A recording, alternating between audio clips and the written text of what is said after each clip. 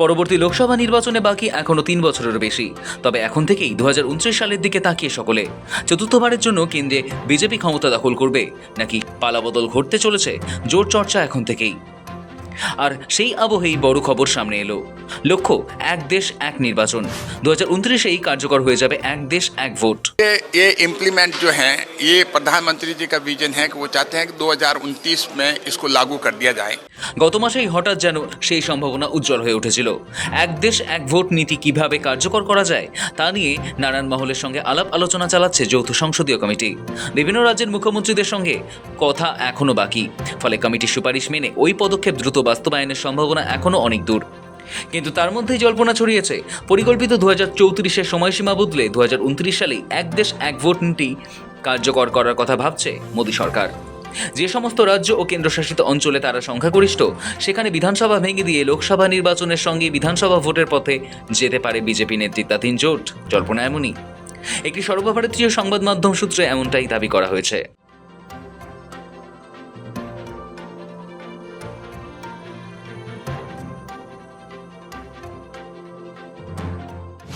NDA শাসিত 22টি রাজ্য ও কেন্দ্রশাসিত অঞ্চলের মধ্যে 11টিতে আগামী 2 বছরের মধ্যে অর্থাৎ 2029 সালে লোকসভা নির্বাচনের আগেই বিধানসভা নির্বাচন অনুষ্ঠিত হওয়ার কথা। আর 4টি রাজ্য অন্ধ্রপ্রদেশ, অরুণাচল প্রদেশ, সিকিম ও ওড়িশায় ইতিমধ্যেই লোকসভার সঙ্গে একযোগে ভোট হয় এবং এগুলো বর্তমানে এনডিএর শাসনাধীন। যদি জোট সরকার এই রাজ্যগুলোতে আগামী 2 বছর ক্ষমতা ধরে রাখতে পারে, তাহলে 2029 সালের জানুয়ারির মধ্যেই ওই 22টি বিধানসভাকে ভেঙে দেওয়ার পথ খুলে যেতে পারে। সংবিধানের 174-এর 2B ধারা অনুযায়ী রাজ্যপালকে বিধানসভা ভেঙে দেওয়ার অধিকার দেওয়া হয়েছে এবং তারপর 6 মাসের মধ্যে নির্বাচন করতে হয়। সংসদে যৌথ committee one nation one election bill নিয়ে বিভিন্ন রাজ্যের পরামর্শ চালিয়ে যাচ্ছে। কমিটি বিভিন্ন রাজ্যের মুখ্যমন্ত্রী, বিধায়ক, আইনজীবী, শিক্ষাবিদ ও শিল্প মহলের সঙ্গে কথা বলছে। আশা করা হচ্ছে এই বছরের শীতকালীন অধিবেশনেই কমিটি তাদের রিপোর্ট জমা দেবে। নিয়ম অনুযায়ী রাষ্ট্রপতিকে সংবিধানের প্রস্তাবিত 82 ধারা অনুযায়ী বিজ্ঞপ্তি এবং একটি অ্যাপয়েন্টেড ডেট ঘোষণা করতে হবে। নতুন লোকসভার প্রথম দিনের ভিত্তিতে ধরা হবে সেই তারিখ, এটাই নিয়ম। আর তা মানলে সংবিধানের এক ঝাঁক সংশোধন সত্ত্বেও 2034 সালের আগে ওয়ান নেশন ওয়ান ইলেকশন চালুর সম্ভাবনা নেই বলেই চর্চা ছিল এতদিন। গত মাসেই one nation one election bill সংক্রান্ত যৌথ সংসদীয় কমিটির চেয়ারম্যান তথা বিজেপির এমপি পিপি চৌধুরী বৈঠকের পর জানিয়ে দেন, 2029 সালের মধ্যেই ওয়ান নেশন ওয়ান ইলেকশনের সমস্ত সংস্কার সমাপ্ত হয়ে যাবে। পূর্ণভাবেই ওই বছর এক দেশ এক নির্বাচন চালু হওয়ার মতো পরিস্থিতি হবে। কমিটির চেয়ারম্যান পিপি চৌধুরী আগেই জানিয়েছেন, এই বিষয়টি মূলত এনডিএর মুখ্যমন্ত্রীদের সিদ্ধান্তের উপর নির্ভর করে এবং কমিটির সরাসরি ক্ষমতার বাইরে।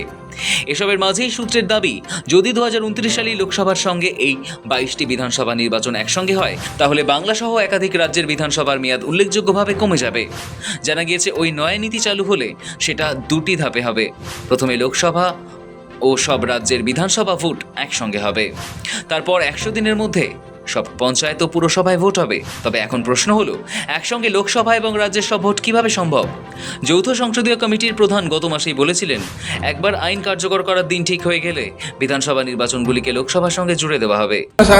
34 में 7 लेकिन 29 में 7 हो जाएंगे, पहले हो जाएंगे। 34 में 7 होंगे तो जब बाद में जब 32 में चुनाव होंगे तो 2 साल के लिए होंगे। ये निर्भर करता है कि अभी 7 होना है या बाद में 7 होना है। 7 तो होना ही है। अगर जो ही ये कानून आ जाएगा तो उसमें 7 तो होना है। বিরোধীরা দীর্ঘদিন ধরেই বলছেন যে একযোগে নির্বাচন যুক্তরাষ্ট্রীয় কাঠামোকে দুর্বল করতে পারে।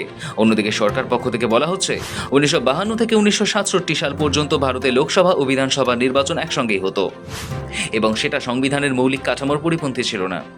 বর্তমান বিলগুলো অনুযায়ী 2029 সালে লোকসভা নির্বাচনের পর অ্যাপয়েন্টেড ডেট নির্ধারণ করে পরবর্তী চক্রে 2034 সালে একযোগে লোকসভা ও বিধানসভা নির্বাচন করার কথা বলা হয়েছে। ফলে সব মিলিয়ে ডিলিমিটেশন থেকে ওয়ান নেশন ওয়ান ইলেকশন এক ঝাঁক সংবিধান সংশোধনী বিল পাশ করাতে হলে 2/3 সমর্থন চাই সংসদে। সেই কারণে কি বিজেপি মরিয়া হয়ে ঝাঁপিয়েছে অপারেশন লোটাসে? প্রশ্ন তো উঠছেই। ব্যুরো রিপোর্ট, সময়, কলকাতা।